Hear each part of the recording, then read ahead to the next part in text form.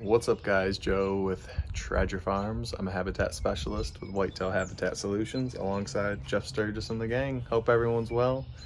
Wanted to do a quick video before I get to work. Mike, who's usually helping me out here, is in the hospital about to have a baby, so congrats to them. So we have about 500 or so different pines we're going to be planting, and then we have another, I don't know, 250 to 300 willows and poplars from big rock trees.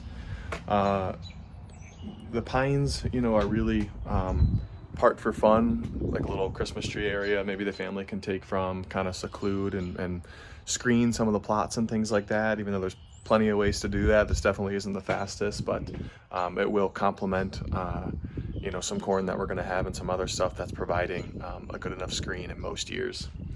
And then the poplars and willows that we're going to be planting today, guys. I know we've talked over the years a lot about diversity pockets and things like that, and I'll show you a little bit more when we get out there. You can see how some of the pockets are doing over the last couple years, but these are just going to be for in between the pockets. So we've done these 10-12 pockets, and then every like 2 years or so we'll rotate those. And so you could rotate 10-10, and then the third year go back to the first year, gather that fencing, and then use that for more pockets. But in this case, I have some areas we just had so much field that in between it we have the pines, and I still want to do some other stuff.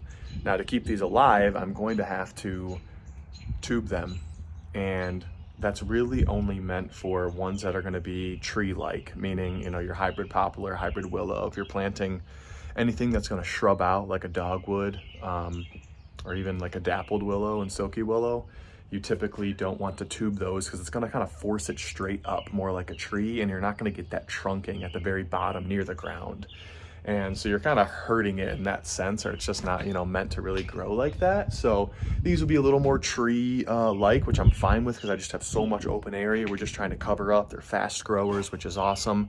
I tend to get a little bit larger ones, at least 2 feet, so they can go deeper in the ground. Remember, a 24-inch cutting, you still might want 17, 18 inches in the ground, where a 12-inch will still go into the ground like 9 inches. So they're only sticking out a little bit, but that's going to help with water and getting those roots going down, especially in some of the summers when we have that hot weather and that kind of drought-like weather. So I do have a bunch of stakes and tubes. Actually, they're not out, they're over there in the barn. Some oak stakes and some tubes I think I got from Tree Pro. It was a company out in Indiana. I was actually driving and doing a trip to save a little on shipping. I swung in there and just picked them up myself, so it worked out. So anyway, those trees are going to work. We'll kind of fill in some stuff, and then the following year we'll go take some fencing down, just like I talk about on our site visits, and I'll move those pockets and kind of keep the train rolling. And we have some wet areas. I'll do some red osier dogwood in those areas and start continue to fill in the center of the property. I have this tree bag here. I get a big catalog. It's Arborist something, I want to say. It's a website. Maybe I'll put it in the description below, where you can get planting bags like this. There's nice backpack straps. I have my drill, nice big batteries, like 12 amp hours. So 1 or 2 of those get through the whole day. Have an auger a friend of mine had made for me, which is awesome. Still use it. You can buy different augers, guys, longer, shorter.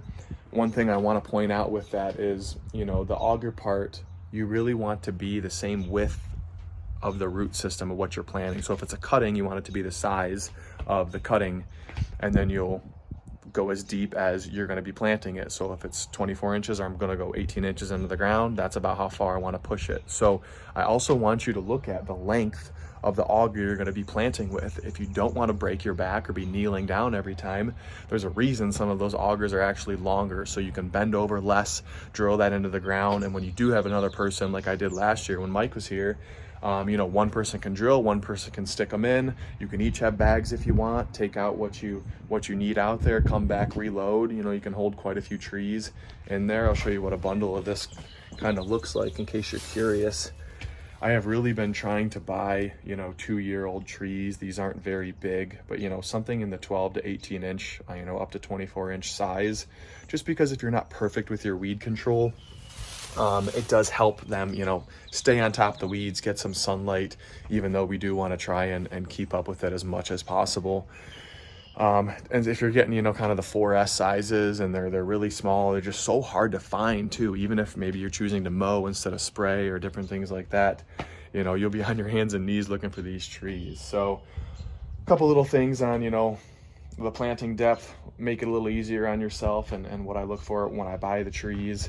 I'll get out there. I got a lot to do, so it's not going to be a very long video, but maybe I'll show you a little bit if I can when I'm out there walking. So wish me luck. I hope you guys are having fun, and I hope you're getting a lot done as well. All right, guys, the fun has officially worn off for the day. It's only 2:30.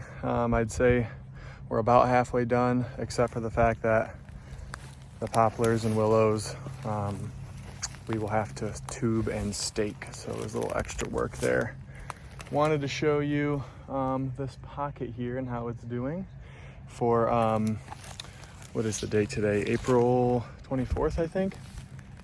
So you can see 2 poplar, 2 willow in the middle here. This poplar isn't doing super well, and I don't quite understand why. Maybe a rub got to it if the fence came down.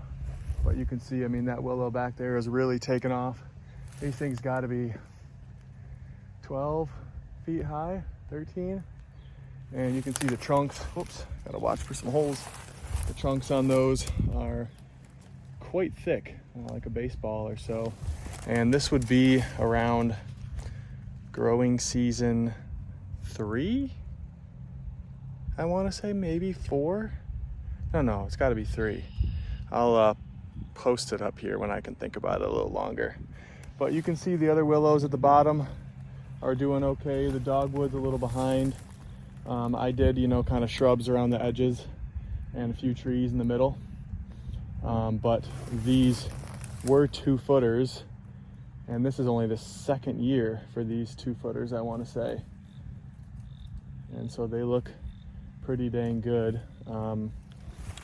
We're gonna let this go because what happened was, if you don't remember, we had some 12-inchers that didn't do as well a while back, and so I replaced them with 2-footers. So instead of removing the fencing after 2 years, we were gonna leave them for this 3rd year so that those 2-footers could really take off before we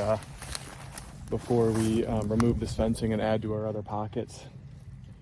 So, but looks like most of them survived. This was pretty good soil and kind of moist, so that's probably why they did so well. Over here, you can't see them because they're only like 12 inches tall, but started some kind of red cedar pockets.